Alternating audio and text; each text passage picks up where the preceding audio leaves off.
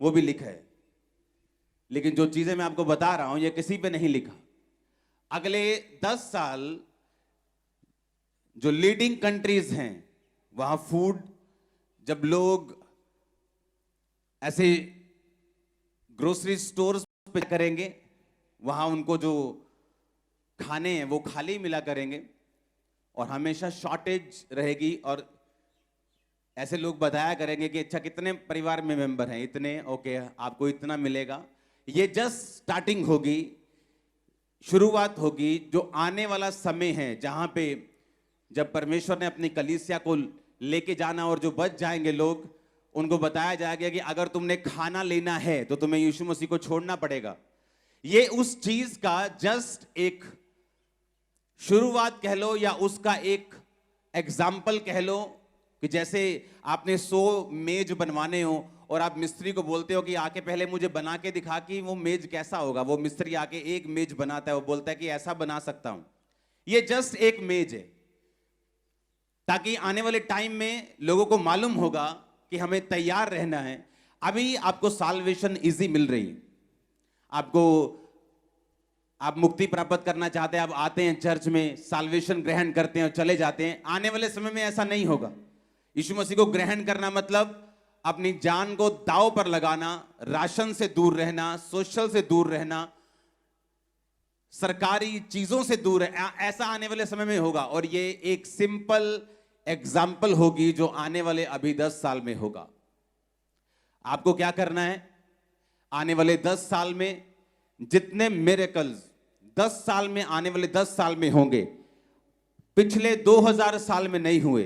मैं आपको बता रहा हूं, सिर्फ 10 साल में इतने मिरेकल्स होंगे, इतने मिरेकल्स होंगे, इतने मिरेकल्स होंगे, इतने लोग सेवा के लिए उठेंगे। अगले 10 साल में आप हैरान हो जाओगे। मैं आपको सच कह रहा हूं, अगले 10 साल में इतने मिरेकल्स। आने वाले 10 साल में अगर आपने अपने आप को और अपने परिवार को, अपनी लाइफ को, अपने फाइनेंस को डेडिकेट कर दिया परमेश्वर के लिए, इम्पॉसिबल होगा आपको हराना, आपका टूटना, आपका गिरना, झड़ना। अभी लोग आपके साथ अपनी लाइफ को मैं आपको प्रोफेटिक मैसेज दे रहा हूं आज। अभी तो लोग, अन्य जाति लोग आपके साथ अपनी लाइफ को कंपेयर करते हैं, बोलते हैं अच्छा आपके पास तो ये, अच्छा हाँ हमारे पास भी है, थोड़ा ठीक ठीक है, अच्छा आपके पास ओ ये। पर आने वाले समय में आपकी ब्लेसिंग्स कंपेयर नहीं होगी उनसे। आपकी ब्लेसिंग जस्ट माउथ शट कर देगी लोगों को। मैं सच कह रहा हूं, मैं आपको सच कह रहा हूं। वो ब्लेसिंग जो मूसा ने अजगर बनाया लाठी को, कहते हम भी बना सकते हैं, उन्होंने भी बना दिया। मूसा का अजगर उनके अजगर को खा गया। उन्होंने कहा मूसा ने कहा पानी को लहू बना सकता हूं, बना दिया, उन्होंने भी बना दिया। लेकिन एक टाइम आया जब वो मूसा को कॉपी नहीं कर सके। कहते ये तो परमेश्वर के हाथ का काम है, इसे हम कॉपी नहीं कर सकते। वो टाइम आपकी लाइफ में आ रहा है, आपकी ब्लेसिंग्स कॉपी नहीं होगी, आपकी ब्लेसिंग्स मुंह बंद रखेंगे लोगों का। ओ आमीन हो चाहिए, बरकत तुम्हारी है चर्च। हालेलुया। आने वाले 10 सालों में शैतान अपने जो वेपन्स हैं उनको बढ़ाएगा, उसके हथियारों को वो बढ़ाएगा। जिन चीजों में कभी लोग बिगड़े नहीं, उनमें भी बिगड़ते हुए आपको बच्चे नजर आएंगे। नए नए ड्रग्स, नए नए नशे, नई नई चीजें, नए नए सिस्टम, व्यभिचार एक अलग मोड में, एक अलग लेवल पे आपको नजर आएगा। लेकिन ये अगले 10 साल अगर आपने डेडिकेट कर दिए, अगले 10 साल अगर आपने अपना ध्यान परमेश्वर की ओर रख लिया, अगले 10 साल अगर आपने परमेश्वर को पूरा डेडिकेट कर दिए, दैट्स इट। वो आपके 10 साल आपके वंशों तक नजर आएंगे, वंशों तक, जनरेशंस तक। आप चाहते हैं मैं आपको प्रोफेटिक मैसेज दूं? हाँ, आप चाहते हैं कि परमेश्वर की आवाज को हम सुने और समझें। अगले 10 साल गोल्डन ईयर्स हैं हमारे लिए। आपको जस्ट वो करना है जो बाइबल कहती है। अगर बाइबल कहती है कि तू अगर मेरी सेवा करेगा तो मेरा पिता तेरा आदर करेगा। तो सेवा किसके लिए है? क्या परमेश्वर लालची है सेवा का? क्या वो हमारे लिए है? इसको मैं वचन से साबित करूंगा। एस्तर की पुस्तक 4 बाब उसकी 1 से 16 आयत। उसमें लिखा, जब मोर्दके ने जान लिया कि क्या क्या किया गया है, तब मोर्दके वस्त्र फाड़ टाट पहन राख डाल नगर के मध्य जाकर ऊंचे और दुख भरे शब्द से चिल्लाने लगा। जब मोर्दके को मालूम हुआ कि मेरी सारी जाति को हामान नष्ट कर देगा राजा की आज्ञा पाकर,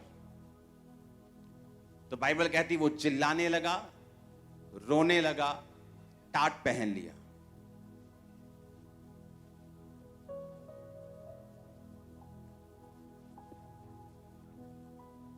अब हम पढ़ेंगे उससे पहले